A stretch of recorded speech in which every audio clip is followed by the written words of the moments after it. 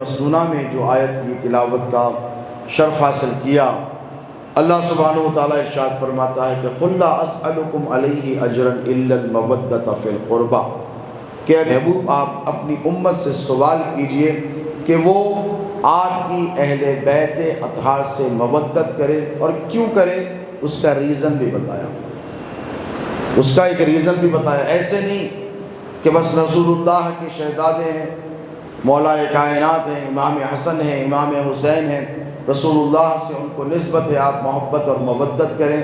اللہ نے یہ نہیں فرمایا، بلکہ اللہ نے فرمایا کہ جو آپ نے ان کو دین اسلام پہنچایا ہے، جو اسلام کا پیغام ان کو دیا ہے، حق کی طرف جو ان کو بلایا ہے، جو نعمتوں سے آپ نے سرفراز فرمایا ہے، آپ کی رسالت کے ذریعے ہم نے جو آپ کی امت پر انعام اور اکرام فرمایا ہے، اس کے بدلے میں اجر رسالت کی طور پہ قُلْ لَا أَسْأَلُكُمْ عَلَيْهِ أَجْرًا إِلَّا الْمَوَدَّةَ فِي الْقُرْبَى، تو یہ اجرت آپ کو عطا کرے۔ اب ان جملوں کو آپ ذہن نشین رکھیں، انشاءاللہ آگے یہ بہت کام آئے گی۔ اللہ رب تبارک و تعالیٰ نے جب آپ کو دین اسلام دیا تو اس کی ایک فیس مقرر کی۔ کیا کی؟ آپ کو پتہ نہیں ہوگا اس حقیقت کے بارے میں۔ آپ سمجھتے ہیں کہ every thing comes for free in this world, کوئی چیز فری نہیں ہوتی ہے دوستو، ہر چیز کا کوئی نہ کوئی معاوضہ، فیس آپ کو دینی پڑتی ہے زندگی، ہر چیز کی کوئی نہ کوئی آپ کو قیمت ادا کرنی پڑتی ہے۔ تو اللہ نے کوئی بھاری بھرکم قیمت نہیں رکھی کہ سونا چاندی ہیرے جواہرات، جیسے آپ کی کمائی میں سے اہل نصاب پر جو زکوٰۃ کی فرضیت آئی ہے کہ 2.5% آپ کو نکال دینا پڑے گا، یہ تو آپ کو دینا ہی دینا ہے۔ تو اللہ رب تبارک و تعالیٰ نے اہل بیت اطہار کے لیے کوئی دولت، شہرت یا پھر ہیرے جواہرات، یہ سب چیزیں طلب نہیں فرمائی، بلکہ فرمایا کہ میرے نبی نے تم کو دین پہنچا دیا ہے، اب تمہارا کام یہ ہے کہ تم اس کا اجر اگر دینا چاہتے ہو، وفاداری کرنا چاہتے ہو، لینینسی کے ساتھ، لائلٹی کے ساتھ رہنا چاہتے ہو، تو تم اتنا کرو۔ یہ اللہ کا حکم ہے، یہ کوئی محقق کی کتاب کی بات نہیں ہے۔ وہ کتاب جس میں ختم کائنات تمام، اس کتاب میں اللہ رب تبارک و تعالیٰ نے بڑی صراحت کے ساتھ ارشاد فرما دیا ہے کہ اے محبوب آپ کی امت سے کہہ دیجئے کہ اجر رسالت کے طور پر وہ آپ کی اہل بیت سے مودت کرے۔ کیا کرے؟ مودت۔ اس آیت کریمہ کا پس منظر دیکھیں، یہ اہل سنن کے نزدیک، اہل طریقت کے نزدیک بڑی اہمیت کی حامل ہے۔ ویسے ہر آیت پر ہمارا ایمان ہے، لیکن اس آیت میں چونکہ اہل بیت اطہار کا وصف، ان کی خصوصیات، ان کی امتیازی شان کو بیان کیا گیا ہے، اسی لیے یہ بڑی اہمیت کی حامل ہے۔ صحابہ کرام رضوان اللہ تعالیٰ علیہم اجمعین کا ایک مقدس گروہ تھا، اور وہ بیٹھے آپس میں گفتگو کر رہے تھے کہ دیکھو ہمارے اور آپ کے نبی پاک علیہ الصلوۃ والسلام نے اسلام پہنچانے کے لیے کس قدر قربانیاں دی ہیں، ہے کہ نہیں؟ مکہ المکرمہ میں نبی نے کتنی صعوبتیں، مشکلیں برداشت فرمائی ہیں۔ شعبہ ابی طالب میں 3.5 سال میرے اور آپ کے نبی قید رہے، صحابہ آپس میں ایک دوسرے سے بات کر رہے ہیں۔ کوئی کہتا ہے کہ مجھے یاد ہے طائف کا وہ میدان جب حضور گئے اسلام کا پیغام دینے کے لیے، تو شریر لڑکوں نے حضور پر پتھروں کی برسات کر دی، حضور کے قدمان مبارکہ لہو لہان ہو گئے، اتنے پتھر پیر پر پڑے کہ حضور کے قدموں سے فوارے خون کے جاری ہونے لگے۔ کوئی صحابی کہنے لگے کہ آقا علیہ الصلوۃ والسلام نے بائیکاٹ کو برداشت کیا، طعنے برداشت کیے، تشنے برداشت کیے۔ ایک ایک صحابی یہ سارے مظالم جو میرے اور آپ کے نبی پر مدینے آنے سے پہلے واقع ہوئے تھے، وہ ساری باتیں ڈسکس کر رہے تھے۔ تو ایک صحابی ان میں سے اٹھ کر ٹھہرے اور کہنے لگے اب باتیں تو بہت ہو گئی ہیں، اب وقت آ گیا ہے کہ ہم حضور کے احسانات کا بدلہ چکائیں۔ ہمارا بھی کچھ فرض بنتا ہے کہ نبی نے اتنی تکلیفیں ہماری خاطر برداشت کی ہیں، تو چلو ہم بھی اس کا بدلہ دیتے ہیں۔ تو کسی نے کہا کہ ٹھیک ہے، اب اپنی عقل کے مطابق انہوں نے سوچا کہ چلو ہم کچھ تحفے تحائف حضور کی خدمت میں لے جاتے ہیں، اور لے جا کر حضور کی خدمت میں پیش کر دیں گے اور حضور خوش ہو جائیں گے۔ تو یہ سوچ کر جس کے پاس جو تھا وہ سب جمع کر لیا گیا اور ایک تشت پہ رکھا گیا، بڑے احترام سے، بڑی تعظیم سے، بڑے اکرام کے ساتھ حضور کی بارگاہ میں لے کر آئے۔ حضور جلوگر ہیں، صحابہ کو ہم جماعت کے ساتھ آتا دیکھا تو مسکرا کر پوچھا کہ کیا بات ہے، آج جماعت کے ساتھ سب حشاش بشاش ہنستے خوشی کے ساتھ نظر آ رہے ہو، کیا کوئی خوشی کا موقع ہے؟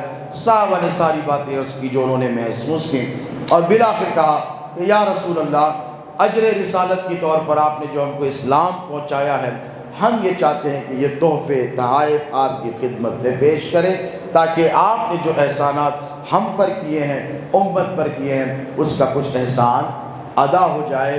اتنا سننا تھا کہ آقا علیہ السلام کے چہرے اقدس کا رنگ متغیر ہو گیا۔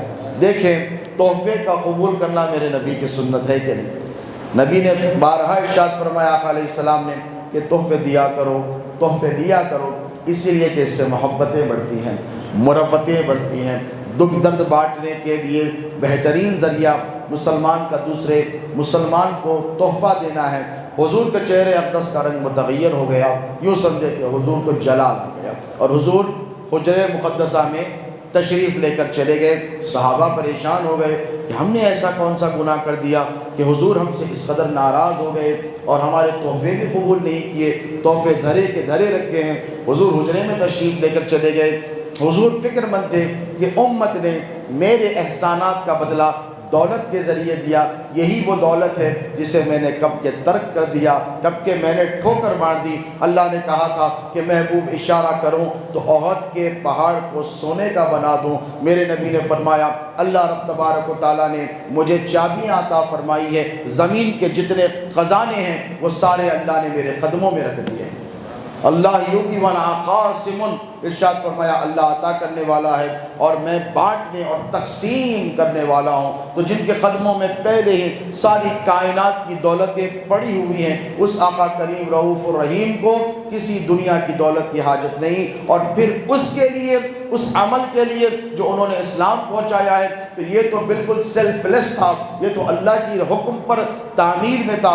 حضور جب حجرے میں گئے، اور دیکھیں یہاں پر بڑی پیاری بات آ رہی ہے کہ جب جب میرے اور آپ کے نبی کے دل پر کوئی بات بوجھ گزری، جب جب حضور کے قلب حزین کو تکلیف پہنچی ہے، یا کوئی ایسے عمل سے صحابہ کے، یا پھر ایسے عمل سے انسانوں کے، دیگر قوموں کے، تو کسی اور نے نبی پاک علیہ السلام کی دلجوئی کی ہمت نہیں کی۔ کس کے پاس مجال ہے کہ حضور کے چہرے اقدس کا رنگ متغیر ہے، باپ غصے میں آ جائے تو اولاد کی مجال نہیں ہوتی کہ اس کے قریب جائے کہ بھئی باپ غصے میں ہم تو نہیں جائیں گے۔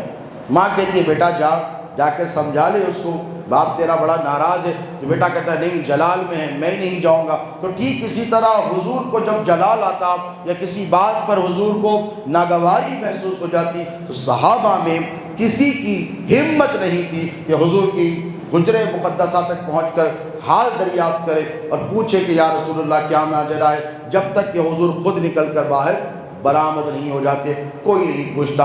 اور جب جب ایسا ہوا ہے کسی اور نے حضور کی دلجوئی نہیں فرمائی ہے، بلکہ اللہ نے جبرائیل امین کو بھیجا اور وحی کے ذریعے اپنے محبوب کی دلجوئی فرمائی ہے کہ میرے محبوب، میرے مصطفیٰ، تمہارے قلب کو تکلیف ہوئی ہے، یہ نادان ہے، ان کو پتہ نہیں ہے کہ تمہارا کیا مقام و مرتبہ ہے۔ محبوب میں بتاتا ہوں حقیقت کیا ہے۔ اور جب جب اللہ کی طرف سے دلجوئی ہوئی ہے، میرے نبی نے سارے غم بھلا دیے ہیں، مسکرا کر باہر برآمد ہوئے ہیں۔ جب یہ کہا گیا کہ اسلام کے پہنچانے کے عوض میں ہم آپ کو یہ تحفے دیتے ہیں، تو آقا علیہ السلام اندر گئے، اللہ نے جبرائیل امین کو بھیجا اور یہ آیت کریمہ کا نزول ہوا، قُلْ لَا أَسْأَلُكُمْ عَلَيْهِ أَجْرًا إِلَّا الْمَوَدَّةَ فِي الْقُرْبَى۔ محبوب ان سے سوال کیجئے کہ اگر یہ آپ کو اجر رسالت دینا چاہتے ہیں، دین پہنچانے کا کچھ بدلہ دینا چاہتے ہیں، تو اے محبوب ان سے کہیے کہ بدلہ صرف یہی ہوگا کہ آپ کی امت، آپ کی آل سے، آپ کی اہل بیت سے مودت کرے، ان سے محبت کرے، ان سے مودت کرے۔ تو پتہ کیا چلا کہ قرآن کی نص سے اگر ہم کہیں کہ اہل بیت اطہار سے محبت کرو تو یوں ہی نہیں کہتے، بلکہ یہ قرآن کا حکم ہے، قرآن کا حکم ہے۔ یہ اللہ رب تبارک و تعالیٰ نے جس طرح آپ کو قرآن مجید میں نماز کا حکم دیا، روزے کا حکم دیا، حج و زکوٰۃ کا حکم دیا، اعمال صالحات کا حکم دیا، جیسے جن چیزوں سے روکا حلال و حرام کا ذکر کیا، ٹھیک اسی طرح اللہ سبحانہ و تعالیٰ نے قرآن مجید میں اہل بیت اطہار کی مودت اور محبت کا آپ سے سوال فرمایا ہے۔ اس میں کوئی تبدیلی اور تحریف کسی بھی مکتب فکر کا شخص نہیں کر سکتا۔ جب بات اہل بیت کی آئی تو مخصوص کر دیا۔ اللہ نے یہ نہیں کہا کہ امت سے کہو کہ آپس میں ایک دوسرے سے محبت کرے، یہ الگ مواقع پر کہا گیا، لیکن اسلام کے عوض میں، یعنی اسلام سے بڑی کوئی نعمت ہے بتائیے؟ ہمارے لیے بحیثیت مسلمان سب سے بڑی نعمت کیا ہے؟ اسلام ہی تو ہے۔ اور اسلام جو اجر رسالت ہے، جو رسالت کے وسیلے سے، وساطت سے، ذریعے سے ہم کو ملا ہے، اس کا اجر کیا ہوگا بتائیے؟ اس کا اجر یہ ہوگا کہ آپ کو اہل بیت اطہار سے مودت کرنی ہے۔ دیکھیں، محبت بھی عربی زبان کا لفظ ہے اور مودت بھی عربی زبان ہی کا لفظ ہے۔ یہاں غور طلب بات ہے کہ اللہ رب تبارک و تعالیٰ نے محبت کا لفظ استعمال نہیں کیا بلکہ مودت کا لفظ استعمال کیا۔ علماء جانتے ہیں کہ مودت کا لفظ کیا ہے۔ محبت کے یہ معنی ہیں کہ بھئی کسی کے پاس اقتدار ہے، کرسی پر ہے تو آپ کو محبت ہے، کرسی پہ سے اتر گیا محبت ختم ہو گئی۔ کسی کو کسی کے حسن و جمال پر کوئی فدا ہو گیا، حسن و جمال ہے تب تک محبت ہے، حسن چلا گیا محبت چلی گئی۔ اقتدار کے باعث محبت ہے، اقتدار پر بیٹھا ہے محبت ہے، اتر گیا محبت چلی گئی۔ آپ کے ساتھ اچھا سلوک کر رہا ہے، آپ کو اس سے محبت ہے، آپ سے بدسلوکی کی، آپ کی ساری محبت ختم ہو گئی، ہے کہ نہیں؟ ایسی بہت ساری مثالیں ہیں۔ لیکن مودت کا لفظ اللہ نے اس لیے استعمال کیا کہ دیکھو، مودت اسے کہتے ہیں کہ حسن و جمال ہے تب بھی محبت ہے، نہیں ہے تب بھی مودت ہے، اقتدار ہے تو بھی مودت ہے، اقتدار چلا گیا تب بھی مودت ہے۔ جیسے امام حسن علیہ السلام نے اقتدار چھوڑ دیا تو اللہ نے قرآن پاک میں پہلے سے ہی یہ تاکید فرما دی، دیکھو اگر نبی کے نواسے کے پاس اقتدار ہے تو تم اس سے محبت کر رہے ہو، مودت کر رہے ہو، اور اگر یہ چلی جائے نبی کا نواسا امت میں اختلاف دور کرنے، بھیک میں، خیرات میں اقتدار کسی کو دے دے، اور اگر اس کے پاس اقتدار نہ رہے تب بھی تمہیں اس سے مودت کرنی ہوگی۔ جاہ و جلال ہے تب بھی مودت کرنی ہوگی، اور نہیں ہے تب بھی کرنی ہوگی، دولت ہے تب بھی کرنی پڑے گی، اور اگر نہیں ہے فقیرانہ زندگی کوئی سید زادہ گزار رہا ہے نبی کا خاندان کا شخص، تب بھی تم کو مودت کرنی پڑے گی۔ تو یہ کنڈیشنل نہیں ہے بلکہ یہ ایسی ذمہ داری آپ پر عائد کی گئی ہے کہ جس سے کوئی چھٹکارا اور نجات کی صورتحال ہی نہیں۔ اب اس سے آپ کو فائدہ کیا ہوگا؟ یہ ہر محبت، ہر مودت، ہر ریلیشن سے انسان کا یہ تقاضا ہے کہ بھئی اگر ہم آپ سے محبت کریں تو کچھ فائدہ تو ہونا چاہیے، دنیا کا نہیں تو آخرت کا صحیح۔ یعنی انسان گریڈی ہے، انسان مطلبی ہے، مفاد پرست ہے۔ اس ہماری طباع جو اللہ نے، ہمارا ہیومن نیچر جو ڈیولپ کیا ہے، اللہ رب تبارک و تعالیٰ نے اس نیچر میں یہ خصوصیات رکھی ہیں کہ انسان بدلہ چاہتا ہے، اچھائی کا بدلہ اچھائی سے چاہتا ہے کہ نہیں؟ اور اللہ نے قرآن پاک میں فرمایا حل جزاء الاحسان الا الاحسان، کیا ہے احسان کا بدلہ اس کے سوا کہ احسان کیا جائے، یعنی اچھے کام کو ریسیپروکیٹ آپ اچھے کام ہی سے کریں گے، یہی چاہتا ہے۔ تو اب اہل بیت اطہار کی جو محبت اور مودت ہے، جس کا آپ کو اور ہم کو حکم دیا گیا ہے، امت مسلمہ کو اس سے کیا حاصل ہونے والا ہے، یہ بات بڑی اہم ہے، اور اس پر آپ کو بڑی غور و فکر کرنی چاہیے کہ نماز پڑھیں گے جنت ملے گی، روزہ رکھیں گے جنت ملے گی، حج و زکوٰۃ کی ادائیگی کے لیے جائیں گے اور وہ کام کریں گے، حج کر کے آئیں گے، جنت کا وعدہ ہے، گناہوں کو اللہ رب تبارک و تعالیٰ معاف فرمائے گا، حج کر کے آئیں گے ایسے ہو جائیں گے جیسے ابھی پیدا ہوئے ہیں۔ تو یہ ساری چیزیں اپنی جگہ ہیں، لیکن اہل بیت اطہار سے جو مودت کا معاملہ ہے وہ کس لیے ضروری ہے؟ اب میری بات بڑے غور و فکر سے سنیں کہ محبت اہل بیت جس کی فرضیت قرآن پاک میں اللہ رب تبارک و تعالیٰ نے نص قرآن کے ذریعے ثابت فرمائی ہے، ودیعت فرمائی ہے، اس کی بڑی اہمیت اس لیے ہے کہ دوستو، نماز آپ جب پڑھیں گے جب مسلمان رہیں گے، روزہ اس کا قبول ہوگا جو صاحب ایمان ہوگا، ویسے تو رمضان کا مہینہ آتا ہے تو کیسے اتنے نان مسلمس ہیں جو فیشن کے طور پر مسلمانوں کے ساتھ روزہ رہتے ہیں، مجھے بتائیے کہ ان کا روزہ قبول ہوگا؟ روزہ قبول ہونے کے لیے ایمان شرط ہے، حج پہ جانے کے لیے ایمان شرط ہے، زکوٰۃ کی ادائیگی کے لیے ایمان شرط ہے۔ تو ایمان جب شرط ہے تو ایمان سب سے امپورٹنٹ ہے، اور ایمان کے تحفظ کے لیے جو ایمان آپ کے پاس ہے، جس کے ذریعے آپ اللہ کی بارگاہ میں نماز، روزہ، حج و زکوٰۃ کو قبول کروا سکتے ہیں، اس کو محفوظ رکھنے کے لیے میرے اور آپ کے نبی پاک علیہ الصلوۃ والسلام نے حجۃ الوداع کے موقع پر ایک اعلان فرمایا، ایک انتظام فرمایا اور کہا کہ دیکھو تم گھبرانے اور ڈرنے کی تم کو ضرورت نہیں ہے، میں تمہارے لیے انتظام کر جا رہا ہوں، تم اس کو فالو کرو گے تو تم کامیاب اور کامران رہ جاؤ گے۔ کیا فرمایا میرے نبی نے؟ انی ترکتم فیکم الثقلین کتاب اللہ و اہل بیتی، کہ اے میرے امتیوں، میں تم میں دو بھاری بھرکم چیزیں چھوڑ کر جا رہا ہوں، ایک تو اللہ کی کتاب ہے فیہ ھدی و نور، جس میں ہدایت ہے اور نور ہے، اور دوسری میری اہل بیت ہے۔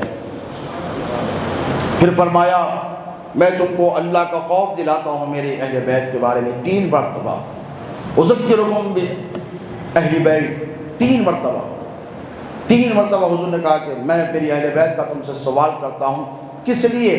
اب یہاں توجہ طلب بات ہے، یہ حیدرآباد کا شہر ہے، یہ روایتوں کا امین گہوارہ ہے، یہاں پر ماشاءاللہ ہر قسم کے لوگ پائے جاتے ہیں، 400 سال پرانا شہر ہے، تو مسلمانوں کا اس شہر میں بڑا اثر و رسوخ ہے کہ نہیں؟ بھائی 70 سال ہو گئے سقوط دکن کا واقعہ ہوئے، انڈیپینڈنٹ انڈیا کو ہوئے، ضم ہوئے ہم کو، لیکن اس کے باوجود بھی ماشاءاللہ آج بھی آپ کا دبدبہ باقی ہے کہ نہیں؟ بتائیے ماشاءاللہ۔ کرسی صدارت پر ماشاءاللہ حیدرآباد کی آپ ہی کے شخص بیٹھے ہیں، اسد الدین اویسی صاحب، اللہ سلامت رکھے، 7 ایم ایل اے ہیں، 30-40 کارپوریٹر ہیں۔ کیوں؟ اسی لیے کہ لاکھ مٹانے کی کوششیں کی گئی ہیں آپ کو، لیکن حیدرآباد سے مٹایا نہیں جا سکا، اس لیے کہ حیدرآباد سے آپ کا تعلق بہت پرانا ہے، ان سب سے پہلے آپ کا تعلق ہے، کیونکہ اس شہر کے بانی مسلمان ہیں، مسلمانوں نے اس شہر کو بنایا ہے، سجایا ہے، سنوارا ہے، بسایا ہے۔ قلی قطب شاہ نے دعا کی تھی کہ میرا شہر لوگوں سو معمور کر، جیسے رکھے دریا میں من یاسمین، کہ اے اللہ میں نے شہر تو بنا دیا ہے، لیکن اس شہر کو لوگوں سے ایسے معمور کر دے، اس شہر کو ایسے سجا دے لوگوں سے جیسے تو دریا میں مچھلیوں کو رکھتا ہے۔ بھئی اور کوئی دعا قطب شاہ کی قبول ہوئی یا نہ ہوئی مجھے نہیں معلوم، لیکن یہ دعا تو ضرور قبول ہو گئی ہے، کیونکہ ریڈیس میں آپ اب ایز آف ناؤ حیدرآباد جو ہے بامبے سے بھی بڑا ہو گیا ہے، ممبئی سے بھی ایریا میں آپ بڑے ہو گئے، تو یہ دعا قبول ہو گئی۔ تو یہ جو شہر ہے یہ بڑا امن و امان کا شہر ہے، یہ روایات کا شہر ہے، یہ اقدار کا شہر ہے، یہ ہسٹورک شہر ہے، تاریخی پس منظر میں اس کی بڑی اہمیت ہے۔ تو یہاں پر چونکہ آبادی بڑی تو اللہ والوں نے اس طرف رخ کیا، کیونکہ جہاں آبادیاں بڑھتی ہیں وہاں گندگیاں بھی پھیلتی ہیں، جہاں لوگ زیادہ ہوتے ہیں، بھائی ایک آدمی رہے، 2 is a company 3 is a crowd، لوگوں نے کہا ہے کہ 2 کمپنی چاہیے تو 2 بیٹھو، پھر 3 بیٹھیں گے تو کراؤڈ، پھر 3 سے 4، 4 سے 5، 5 سے 10 ہوں گے تو پھر غیبتیں بھی ہوں گی، برائیاں بھی ہوں گی، اختلاف رائے بھی ہوگا، پھر لڑائی بھی ہوگی، پھر جھگڑا بھی ہوگا، اس طریقے سے حالات متغیر ہوتے چلے جائیں گے۔ اسی لیے بزرگوں کا یہ طریقہ کار رہا ہے کہ بھئی صحبتیں رکھو تو اچھی رکھو۔ انگریزی کا ایک محاورہ ہے، A man is known by the society he keeps، ایک آدمی کو پہچاننے کے لیے یہ جاننا ضروری ہے کہ یہ اچھا ہے، یہ نمازی ہے، یہ روزے دار ہے، یہ آ رہے ہیں نماز کو 5 وقت پڑھ رہے ہیں، اور جا کے باہر جا کے ایک شرابی کے ساتھ چبوترے پہ بیٹھے ہیں، ایک زانی کے ساتھ بیٹھے ہیں، ایک سٹا کھیلنے والے کے ساتھ بیٹھے ہیں، حرام کی کمائی حاصل کرنے والے کے ساتھ بیٹھے ہوئے ہیں۔ ظاہر سی بات ہے، تو آپ بولیں گے بھئی نماز تو پڑھتا ہے لیکن پھر نکل کے جا کے بیٹھتا، تو کیا رائے قائم کریں گے آپ یہی رائے قائم کریں گے اچھا آدمی تو نظر آتا ہے، نماز کا پابند ہے، لیکن اس کی صحبتیں ضرور خراب ہیں۔ اسی لیے کہ جو چیزیں خراب ہیں اگر آپ کے کسی دوست میں پائی جائیں تو آپ پر یہ فرض ہے کہ آپ اس سے اجتناب کریں، اسی لیے کہ میرے نبی نے فرمایا صحبت کا بڑا اثر ہوتا ہے، آج نہیں تو کل اس کا اثر ہو جائے گا، اسی لیے ایسی جگہوں سے جانے سے اجتناب کریں جہاں پر اس قسم کے لوگ پائے جاتے ہیں۔ اب یہ شہر حیدرآباد ہی کو لے لیں، یہ علم و فضل کا شہر ہے کہ نہیں؟ ایک سے بڑے ایک علماء یہاں پر پیدا ہوئے، ایک سے بڑے ایک مشائخ یہاں پر آئے، اپنا وطن مالوف چھوڑ کر آئے۔ حضرت سیدنا شرف الدین رحمہ اللہ، بابا شرف الدین جن کو نام سے جانتے ہیں ہم، جن کا آستانہ مرجع خلائق ہے، آج سے 800 ساڑھے 800 سال پہلے تشریف لائے۔ اور وہ کون؟ سرکار حضور سیدنا غوث اعظم دستگیر کے خلیفہ آئے۔ ڈائریکٹ کیوں آئے حیدرآباد کی طرف؟ اسی لیے آئے کہ یہاں پر آبادی بڑھے گی بعد میں، اور یہاں پر لوگوں میں افتراق اور انتشار ہوگا، اور اس افتراق انتشار کو دور کرنے، محبتوں کو بانٹنے کے لیے، تربیتیں کرنے کے لیے مدرسے چاہیے، تربیتیوں کرنے کے لیے خانقاہیں چاہیے، تاکہ ان کی ظاہری بھی تربیت ہو سکے اور باطنی بھی تربیت ہو سکے۔ تو یہ ذمہ داری تھی۔ اب آئیں اس ذات بابرکت کی طرف جن کی صحبت میں بیٹھنے کے بعد ایک ذات کو اللہ نے دنیا کے اماموں میں سب سے اعظم اور ممتاز کر دیا۔ حضرت نعمان بن ثابت، یہاں جتنے بیٹھے ہیں ماشاءاللہ حنفی المشرب ہیں کہ نہیں؟ اور ماشاءاللہ 80 to 85% of the world population, Muslim population constitutes of Ahnaf, 80 سے زائد فیصد دنیا میں حنفی پائے جاتے ہیں۔ اب مجھے بتائیے یہ جو حنفی ہیں ان کا طریقہ کار کیا ہے؟ بھئی حنابلہ میں آپ نے دیکھا رفع یدین کرتے ہیں، ہمارے پاس 3 مرتبہ ہاتھ دھو لیں یا 3 مرتبہ کپڑا دھو لیں تو پاک ہو جاتا ہے۔ حنابلہ میں تھوڑا سا اس کا ڈفرینس آف اوپینین ہے، ہم بھلی 7 مرتبہ دھوئیں گے، 7 مرتبہ کلی کریں گے، سمجھ رہے ہیں؟ اس طریقے سے ڈفرینسز آف اوپینین ہے۔ لیکن ایک بات سنیں کہ میرے نبی پاک علیہ الصلوۃ والسلام کا ارشاد مبارک ہے کہ اگر کسی شخص نے کسی مسلمان کو ایک نیکی کے راستے پر ڈال دیا، کہاں ڈال دیا؟ نیکی کے راستے پر ڈال دیا، اور وہ سلسلہ چل پڑا، اور اس نے دوسرے کو نیکی کا طریقہ بتا دیا، اس نے تیسرے کو بتا دیا، اس طریقے سے اگر ہزاروں لاکھوں لوگ وہ عمل کرتے رہے تو میرے نبی نے فرمایا جو سب سے پہلے راستے پر ڈالے گا اس کو بھی اتنا ہی ثواب ملے گا وہ عمل کرنے کا جتنا اس کی بات سن کر لوگ کر رہے ہیں۔ اب مجھے ذمہ داری سے کہنے دیجئے کہ امام اعظم ابو حنیفہ، حنفیوں کے جو امام ہیں جس کی وجہ سے ہم حنفی کہلاتے ہیں، اب آپ بتائیے یہ وضو کا طریقہ کس نے بتایا؟ بے وضو کیسے کیا جائے، کلی کیسے کی جائے، گلا کیسے کیا جائے، ہاتھ کیسے دھو جائیں، پیر کیسے دھو جائیں، وضو کا طریقہ بتایا۔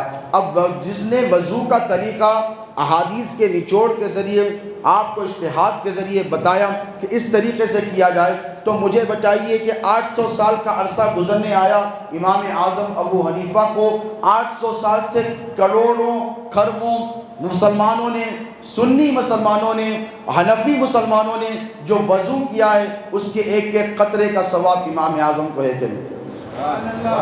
یہ مصلی حنفی کہلاتا ہے کہ نہیں؟ بولیے۔ میجورٹی آف دا مساجد آپ جائیں دنیا میں حنفی مصلی، تو یہاں جو نماز ہو رہی ہے اس کا بھی ثواب ان کو جا رہا ہے کہ نہیں؟ یہ ایصال ثواب ہے، اللہ رب تبارک و تعالیٰ قادر مطلق ہے، وہ ضرور ثواب عطا فرماتا ہے۔ تو روزے ہوں کہ حج کے ارکان ہوں، ہزاروں لاکھوں حجاج حنفی جاتے ہیں اور جا کر حج کر آتے ہیں، تو حج کے جو طریقے بتائے، جو اس میں کام کرنے والے ہیں، جو نہیں کرنے والے ہیں، جو منہیات ہیں، جس کا ذکر کھول کر امام اعظم ابو حنیفہ نے نبی کی امت کو بتا دیا، اس قوم کو مسلمانوں کو بتا دیا، اس کا بھی ثواب امام اعظم ابو حنیفہ کو جا رہا ہے۔ اب ان کے پاس چل کر پوچھیں کہ اے نعمان بن ثابت ذرا ہمیں بتائیے تو صحیح کہ آپ کو امام اعظم کس نے بنایا؟ تو حضرت نعمان بن ثابت نے ہاتھ جوڑ کر کہا لولا السندان لحلق النعمان، اگر 2 سال میں امام جعفر صادق کے قدموں میں نہ بیٹھا ہوتا تو میں ہلاک ہو گیا ہوتا۔ یہ صرف اہل سنت و جماعت کا عقیدہ نہیں، میں آپ کو ذمہ داری سے بتا رہا ہوں، میں نے کل ہی ریسرچ کر رہا تھا، دیوبند کا تک یہ فتویٰ ہے۔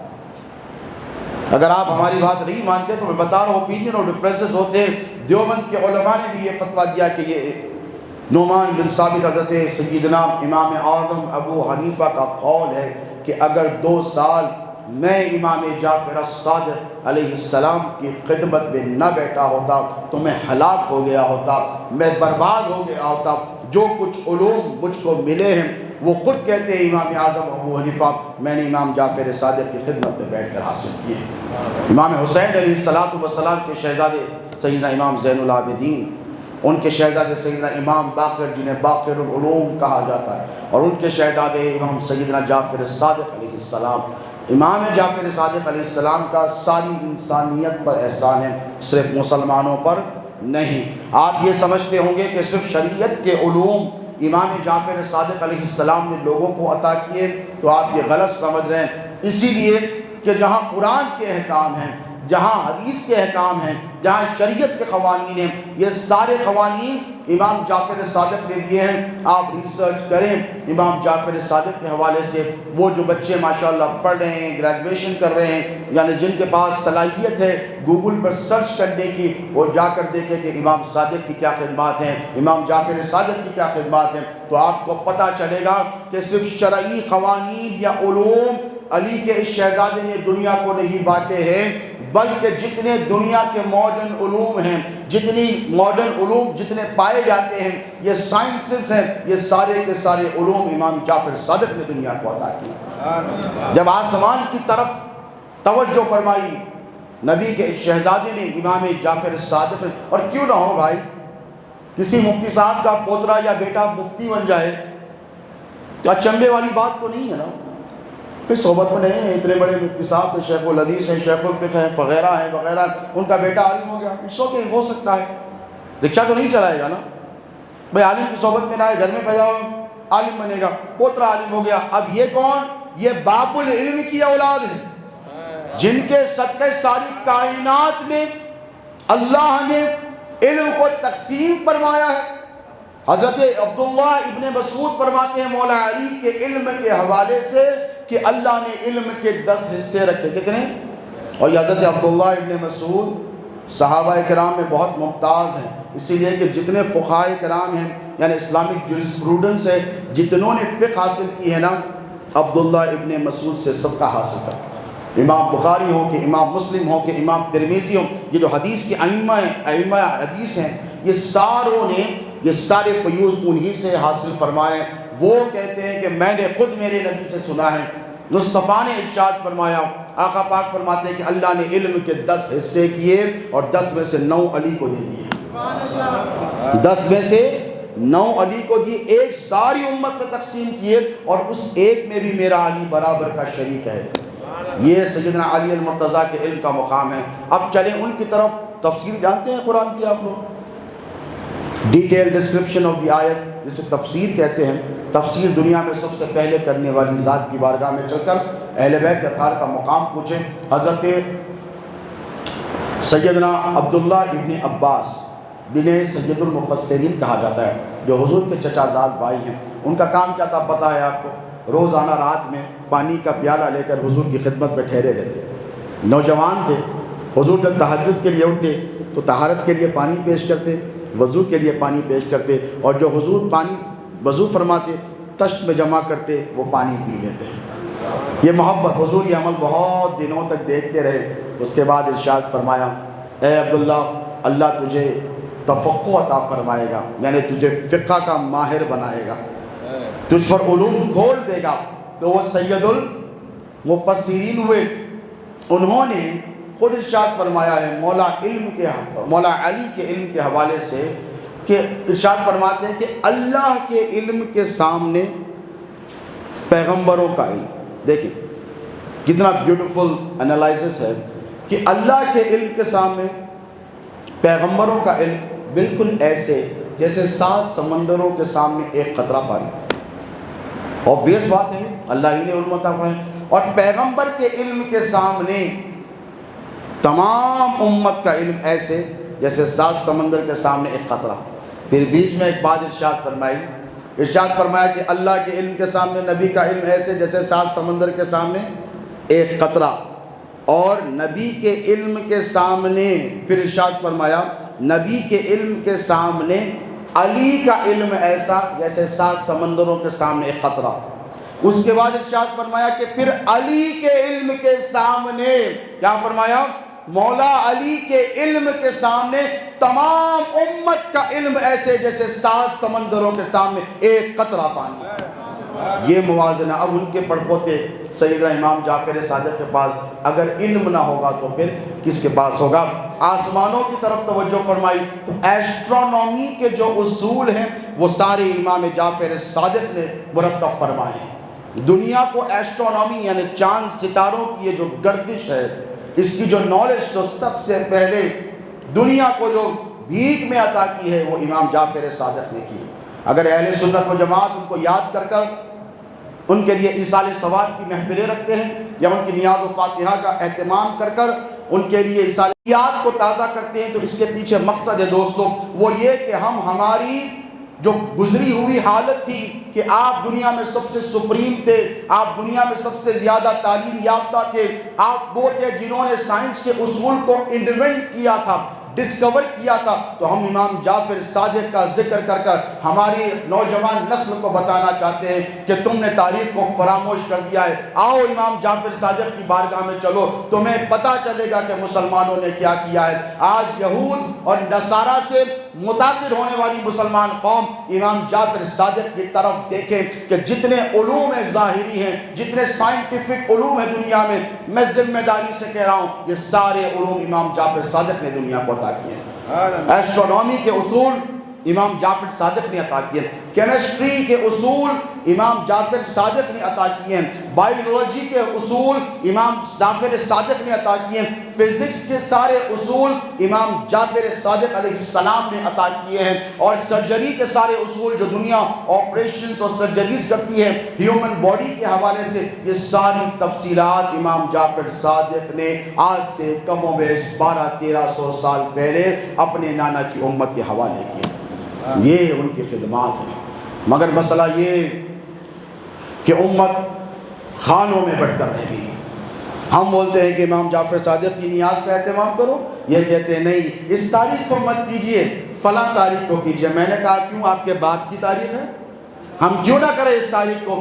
کہتے ہیں نہیں، اہل سنت میں سے بعض ایسے لوگ ہیں جو رافضی عقائد رکھتے ہیں، وہ کسی کے اور کے وصال اور انتقال کی تاریخ ہے اس دن کرتے ہیں۔ بات یہ نہیں ہے دوستو، بات یہ ہے کہ ہر وہ شخص جو ہمارا آئیڈیل بن سکتا ہے، میں بڑی ذمہ داری سے کہہ رہا ہوں بیکاز یہاں پر بہت ایجوکیٹڈ لوگ بھی بیٹھے ہیں، بڑی ذمہ داری سے، ہر وہ شخص جو ہمارا رول ماڈل بن سکتا ہے۔ یہود اور نصارہ نہیں چاہتے کہ آپ ان کے راستے پر چل کر ڈیولپ ہوں۔ یہود اور نصارہ ہمیشہ آپ کی دشمنی میں لگے ہوئے ہیں، وہ یہی چاہتے ہیں کہ آپ کو بیکورڈ سے بیکورڈ بنا دیا جائے، پیچھے ڈھکیل دیا جائے، انتشار اور افتراق کیا جائے۔ آج جمعہ کا دن ہے، 20 رجب المرجب ہے، حیدرآباد کی کتنی مساجد ہوں گی جس میں امام جعفر صادق کا ذکر ہو رہا ہو؟ الحمدللہ ہم بڑے خوش نصیب ہیں، لیکن برخلاف اس کے کچھ ایسے نادان سنگٹن اور آرگنائزیشنز بنا کر ان کا ذکر، ان کی یاد بنا رہے ہیں، جن کے ذریعے امت کو اتنا فائدہ نہیں ہوا جتنا فائدہ اہل بیت اطہار کے ذکر سے ہوگا۔ اختلاف خود حضرت سیدنا امام جعفر صادق کی بارگاہ میں چلیں، آخری ایام میں گوشہ نشین ہو گئے۔ اختلاف دیکھیں، عباسی خلیفہ ہے، بنو عباس کا خلیفہ منصور عباس، تو دیکھا چلتے پھرتے کرامتوں کا ظہور، ساری دنیا کو علوم عطا فرمائے، اور حضرت نعمان بن ثابت کو امام اعظم ابو حنیفہ بنا دیا، تمام اماموں میں سب سے اعظم اتم درجہ عطا فرما دیا۔ لیکن کیا کرے، بیزار ہو گئی، افتراق، انتشار، ملت میں مسلمانوں میں فریکشنز، ڈیویژنز۔ حضور پاک علیہ السلام کی بڑی مشہور حدیث ہے، آخری بات کہہ کر اپنی بات کو ختم کر رہا ہوں، کہ حضور تشریف فرما ہے اور صحابہ حضور کی مجلس میں بیٹھے ہیں۔ میرے نبی پاک علیہ السلام نے فرمایا کہ ایک بات ہے جو مجھے میری امت کے لیے بڑی فکر مند کرتی ہے، مجھے بڑا خوف ہوتا ہے، مجھے بڑا خوف ہوتا ہے۔ صحابہ نے کہا یا رسول اللہ کیا بات ہے کہ جس کی وجہ سے آپ اپنی امت کے بارے میں خائف ہیں، یا پھر آپ کو خوف ہوتا ہے، یا پھر ڈر لگتا ہے، یا فکر ہوتی ہے؟ حضور نے فرمایا کہ مجھے خوف ہے کہ میری امت میں بھی پچھلی امتوں کے جیسی برائیاں پیدا ہو جائیں۔ اس کی ایک فہرست بتائیں۔ صحابہ نے کہا یا رسول اللہ وہ کون سی برائی ہے جو امت میں پیدا ہو جائے گی، جو پچھلی امتوں میں تھی، جو ہم میں آ جائے گی، ذرا ہمیں بتائیے۔ تو آقا پاک علیہ السلام نے فرمایا کہ پچھلی امتوں میں جو برائی تھی حسد اور دشمنی کی آپسی، مجھے خوف ہے کہ یہ بری لت میری امت میں بھی پڑ جائے۔ اب آپ دیکھیں کتنی دشمنیاں ہیں، کتنا انتشار ہے، کتنا افتراق ہے ہمارے درمیان۔ تو فرمایا کہ میری امت میں بھی بنی اسرائیل کی یہ برائی آ جائے۔ تاریخ پلٹ کر دیکھیں، حضرت موسیٰ علیہ نبینا علیہ السلام، فرعون جس کی مثال دی جاتی ہے جبر، تشدد، ظلم کے حوالے سے، رعونت، تکبر کے حوالے سے جس کو یاد کیا جاتا ہے وہ کون؟ فرعون۔ کہتے ہیں فرعون کی طرح ہے۔ اگر کوئی ایروگنٹ آدمی آپ کو ملے تو آپ کیا کہتے ہیں؟ ہی از لائک اے فیرو، فرعون کے جیسا غرور اور تکبر کر رہا ہے۔ تو حضور نے فرمایا کہ فرعون کا معاملہ دیکھیں آپ، جب موسیٰ کے پیچھے بھاگا ختم کرنے کے لیے تو اللہ رب تبارک و تعالیٰ نے قرآن میں سارا واقعہ محفوظ فرما دیا، اور اللہ رب تبارک و تعالیٰ نے ارشاد فرمایا کہ اے موسیٰ اپنی قوم کو لے کر نکل جا۔ موسیٰ نے کہا مولا سامنے دریا ہے، ڈوب جاؤں گا ساری قوم کو لے کر، ڈوب جاؤں گا، ہلاک ہو جاؤں گا۔ تو کہا نہیں موسیٰ میں تجھے راستہ فراہم کروں گا۔ اب دیکھیں موسیٰ کی قوم 12 فرقوں میں بٹی ہوئی تھی۔ کتنے؟ 12 فرقوں میں، الگ الگ 12 قبیلے تھے۔ یہ رک گئے پیچھے، موسیٰ آگے آ رہے ہیں، راستہ بن گیا پانی میں۔ یہ معجزہ دیکھ رہے ہیں، پانی میں راستہ بن گیا، قرآن اس کا شاہد ہے، راستہ بن گیا۔ قومیں پیچھے ہاتھ بن کے ڈری ہیں، ہم نہیں آئیں گے۔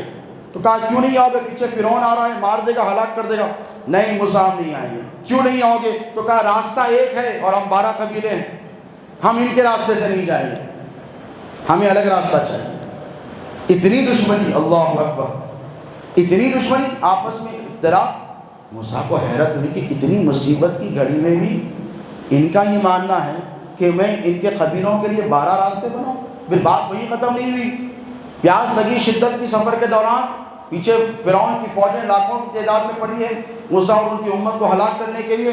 موسیٰ علیہ السلام نے قرآن میں ہے نا کہ ایسا عصا مارا زمین پر تو چشمہ ابل گیا۔ پیاس کی شکایت لے کر آئے 12 قبیلے، ساری امت۔ موسیٰ بڑی پیاس لگی ہے، ایسا لکڑی ماری، پانی کا فوارہ نکل گیا، آؤ پی لو، سب رکے ہوئے ہیں۔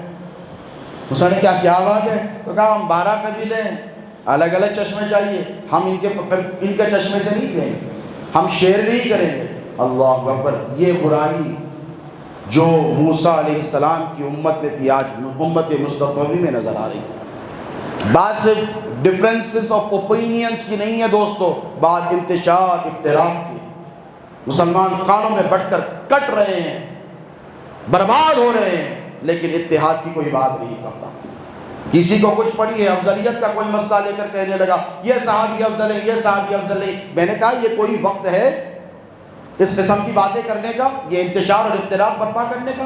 NRC NPR CAA کی پریشانی سے کیا آپ کو نجات مل گئی ہے؟ یہ وقت ہے مسلمانوں اتحاد کا، آپس میں محبتوں کو تقسیم کرنے کا، دشمنیاں پھیلانے کا نہیں ہے۔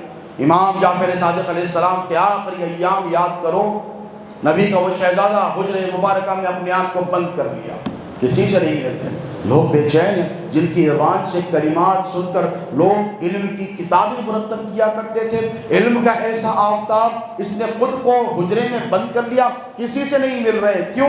حرم مقدس کی سرزمین پر، یہاں کی بات نہیں کرو، وہاں پر مسلمانوں میں اختلافات اتنے ہو گئے، آپس میں ایک دوسرے کے دشمن ہو گئے، اندر جا کر بیٹھ گئے۔ تصوف کی دنیا میں ایک بہت بڑا نام آتا ہے حضرت سفیان ثوری رضی اللہ تعالی عنہ کا۔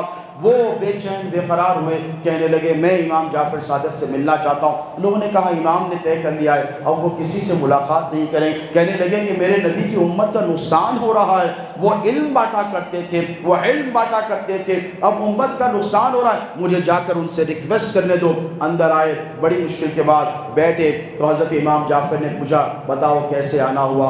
تو کہنے لگے امام آپ نے خود کو بند کر لیا ہے، کسی سے ملتے ملاتے نہیں ہیں، ملاقات نہیں کرتے۔ تو امام نے ارشاد فرمایا کیا کروں سفیان، بات صرف اتنی سی ہے کہ لوگوں کی زبان اور دل میں تضاد ہے، زبان پر وفا ہے، کلمات میں وفا ہے، دل میں دشمنی اور اناد اور بغض چھپا ہوا ہے۔ ایسی دنیا کا میں کیا کروں کہ جن کی کلمات میں وفا ہے، جن کی گفتگو کانورزیشن میں وفا کی بو آتی ہے، لیکن جن کے دلوں میں بغض ہے، ایک دوسرے کے لیے اناد ہے، میں ایسے لوگوں کے ساتھ نہیں رہ سکتا۔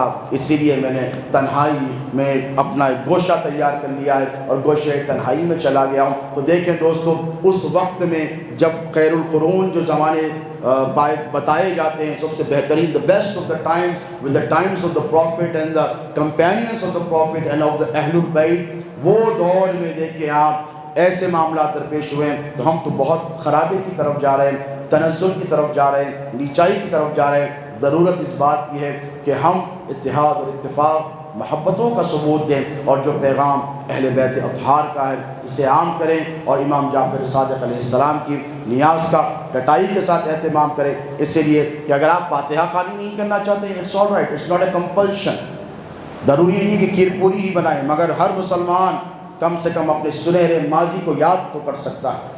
آپ بیٹھے امام جعفر صادق کا ذکر کریں، اپنی اولادوں کو سنائیں، تاکہ ان میں ایک نئی روح پھونکی جا سکے جس کے ذریعے وہ ہر مصیبت کا، ہر آنے والی آفت کا مقابلہ کر سکیں۔ اللہ رب تبارک و تعالیٰ سے دعا ہے کہ کہنے سننے سے زیادہ